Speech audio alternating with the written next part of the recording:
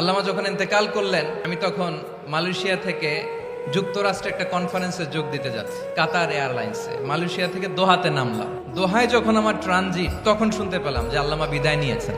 Social মিডিয়ায় শুনে বিশ্বাস করতে পারলাম না। মুহূর্তের মধ্যেই মাসুদ সাইদি ভাইকে মেসেজ করলাম, উনি কোনো উত্তর দিতে পারলেন না। মাসুদ ভাইয়ের সাথে যখন কোলাকুলি করি, আমাদের শামীম ভাইয়ের সাথে যখন কোলাকুলি করি, মনে হচ্ছে আল্লামা সাইদির ঘ্রাণ পাই। শরীরটা লিটারালি কাঁপছিল, নিজেকে মানাতে পারছিলাম না, বিশ্বাস করতে পারছিলাম যে আসলে আল্লামা বিদায় নিয়েছেন। ইন দ্য মিন টাইম আমার সেকেন্ড ফ্লাইট দোহা টু নিউ ইয়র্ক, 12 ঘন্টার ফ্লাইটে উঠলাম। ইন্টারনেট থেকে বিচ্ছিন্ন হলাম। নামার পরে শুনলাম আল্লাহু আকবার, যেখানে ওনাকে কবরস্থ করার কথা ছিল সেখানেও কবর দিতে দেয়া হয় নাই। হাসিমাখা মুখ, হাসিমাখা নিথর দেহটা, মরণে হাসিবে তুমি কাঁদিবে ভুবন। From east to west, from north to south, the entire globe, গোটা বিশ্ব ওনার জন্য কেঁদেছে।